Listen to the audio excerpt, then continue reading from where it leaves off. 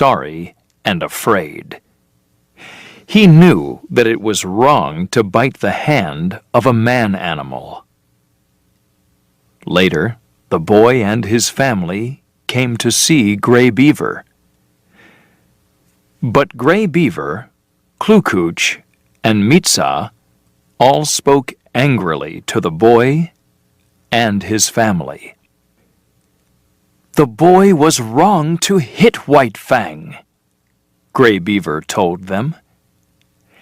And after they went away, he did not hit the young cub.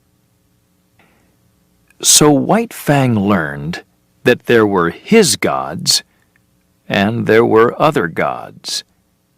His gods could hit him at any time, but other gods must not hit him when he was doing nothing wrong.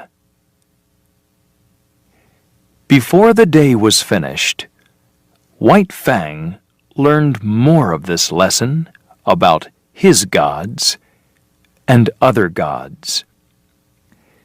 Mitsa was alone, getting wood for the fire. White Fang was watching him. The boy with the bitten hand and some of his friends saw Mitsa. They went after him and started to shout bad words and attack him. At first, White Fang did nothing. This was a fight between man-gods, and nothing to do with him. But then he remembered that this was Mitsa, one of his gods. Angrily, he ran and chased the other boys away, biting some of them. When Mitsa told his story at the camp, Gray Beaver gave White Fang more meat than all the other dogs. And from this, White Fang learned that it was his job to protect Gray Beaver's family and property. Chapter 5. The Famine.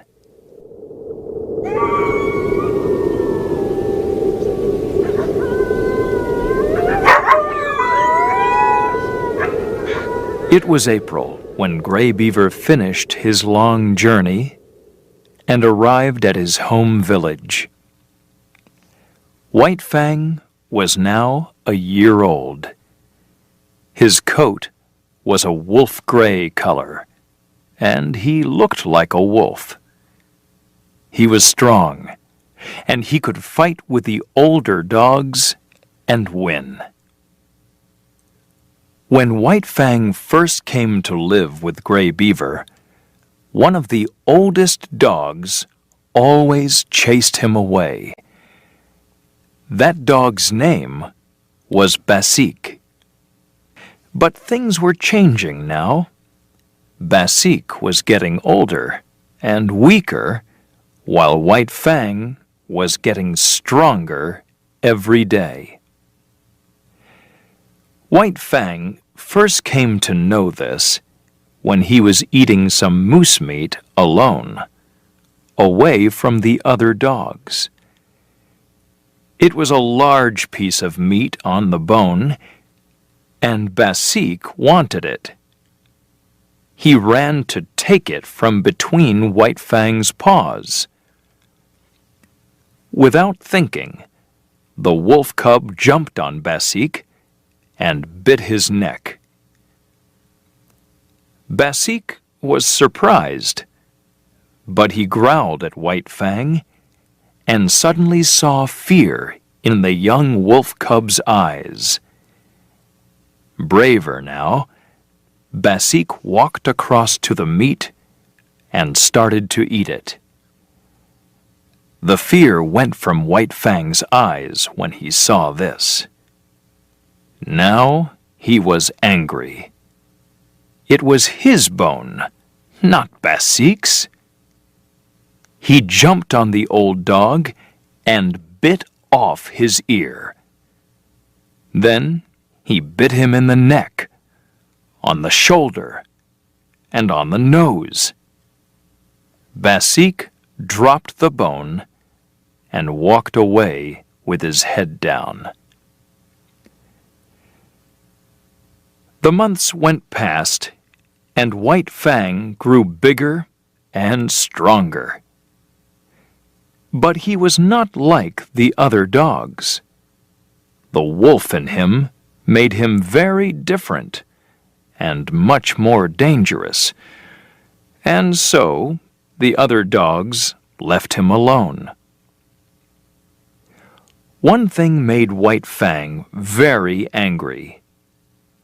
He did not like people to laugh at him. They could laugh at other things, but not at him. When they did, he became angry and very dangerous, and the other dogs ran away from him.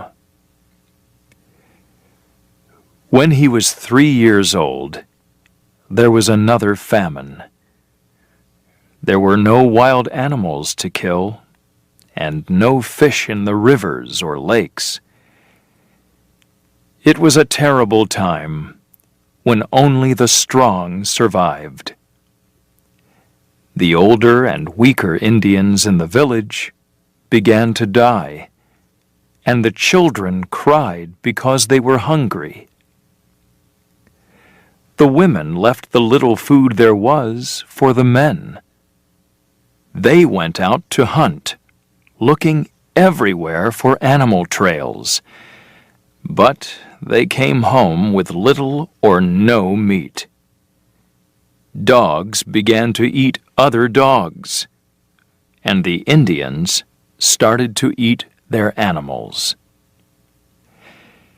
During this time, White Fang left the camp and went to live in the woods. He could run faster and was a better hunter than the other dogs. He could catch the animals that were too small or too quick for the Indian hunters to kill. Because of this, he did not die when others were dying. One day, he saw a young wolf in the woods. The wolf was thin and weak. But for a short time, White Fang thought about going with him. He thought about joining his wild brothers in the wolf pack. But his stomach was empty, and he was too hungry to think for long. After a minute, he killed the young wolf and ate him. Another day, 10 or 12 wolves saw him and chased him. But White Fang's luck was with him. That morning, he was feeling strong after killing and eating a lynx. So he could run faster than the weak and hungry wolves, and he got away from them without any trouble. In the last days of the famine, White Fang met Lip Lip.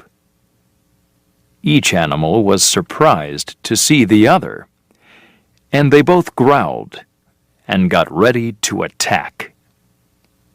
Lip Lip was also living in the woods at that time. But he was not a good hunter like White Fang, so he was not as strong. Because of this, the fight didn't last long. White Fang attacked fast and hard. He threw Lip Lip to the ground and began to bite into his neck. Lip Lip was too weak to fight back, and he died quickly. White Fang looked at him for a minute or two. Then he walked away. One day, not long after this, White Fang looked out from the woods and saw a clearing. The clearing was near the Mackenzie River, and he saw the teepees and fires of an Indian village there. White Fang looked down on it. After a time, he recognized some of the sounds and some of the faces. It was the old village, but it was now in a new place. He also recognized the smell of fish cooking, so he knew that there was food to eat. White Fang came out from the trees and trotted into the village. He soon found Gray Beaver's teepee and went inside. Gray Beaver was not there, but Klukooch was happy to see him and gave him some fish. Then White Fang lay down to wait for Gray Beaver. Chapter 6. Beauty Smith.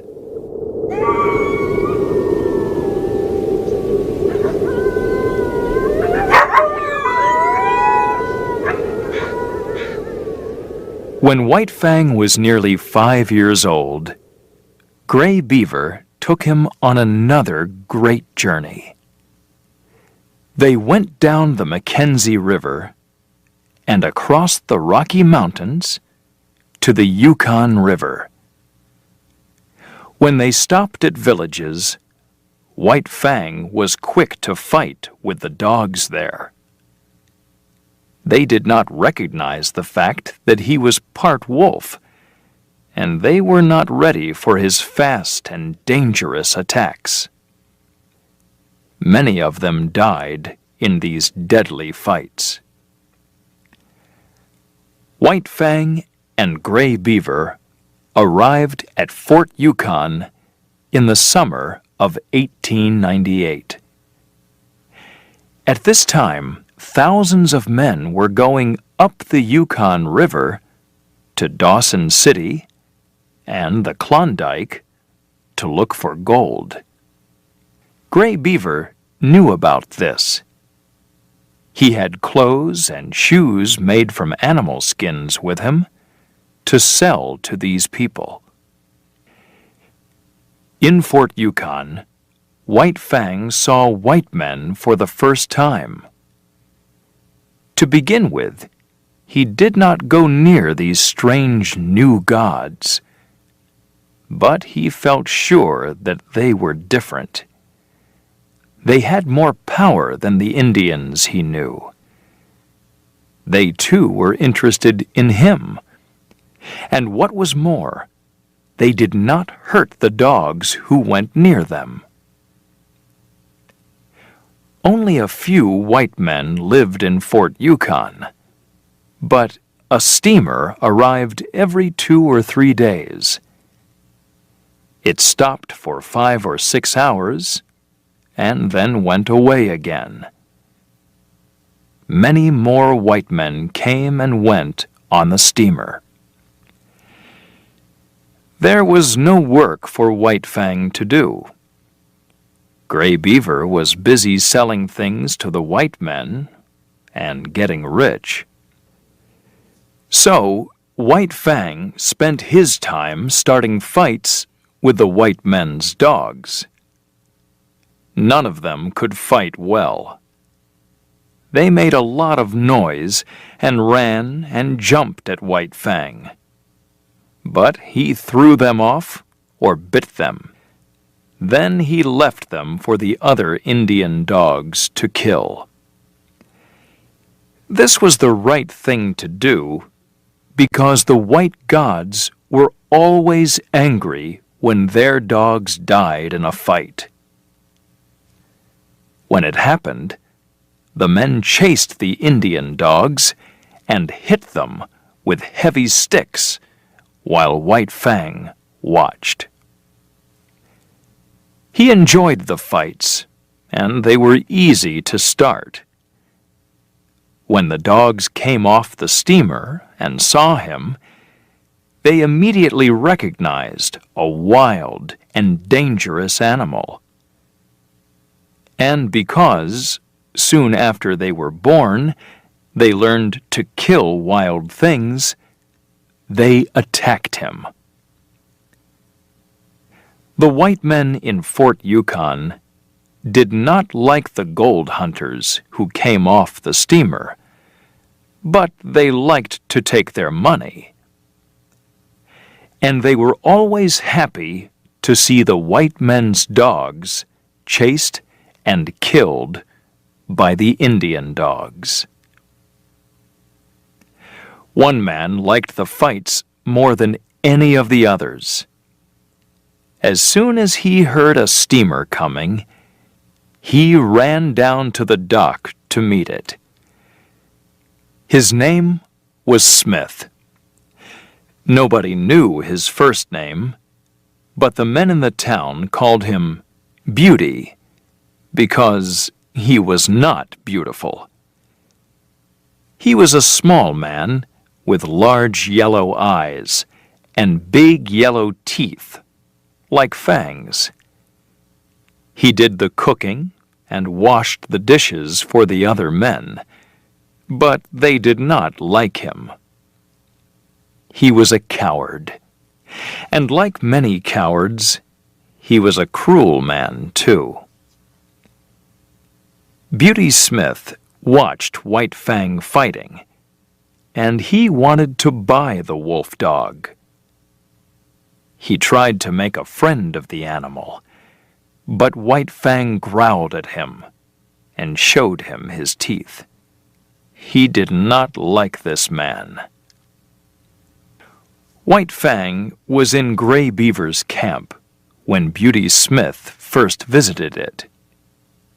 He watched the two men talking together for a long time. The Indian did not want to sell White Fang. He was rich and did not need the money. But Beauty Smith visited Gray Beaver's camp often, and there were always 1 or 2 bottles of whiskey under his coat. Gray Beaver liked the whiskey, and soon more and more of his money went on it. After a short time, he had no money left. Then Beauty Smith spoke to him again about White Fang, and persuaded Gray Beaver to sell the dog to him for more of the bottles. "You catch him," said the Indian, "and you can have him." After 2 days, Beauty Smith went back to Gray Beaver. "You catch him," he said. White Fang trotted into the camp that evening, and Gray Beaver tied a long, thin piece of leather to him. The Indian sat down with a bottle of whiskey and drank for an hour before Beauty Smith arrived. The white man stood above White Fang and put out a hand to rub the animal's head. White Fang tried to bite it, and Gray Beaver hit him on the head. Beauty Smith was angry and afraid. He went away and came back with a big stick. White Fang jumped at him, but the man hit him hard with the stick. White Fang fell down on the ground, and the man took the leather and pulled it. Now, White Fang followed him. At his home, Beauty Smith tied White Fang to a door with the leather and went to bed. White Fang waited an hour. Then he started to bite the leather. After a minute, he was free, and he went back to Gray Beaver's camp. In the morning, Gray Beaver took him back to Beauty Smith. The white man hit White Fang hard.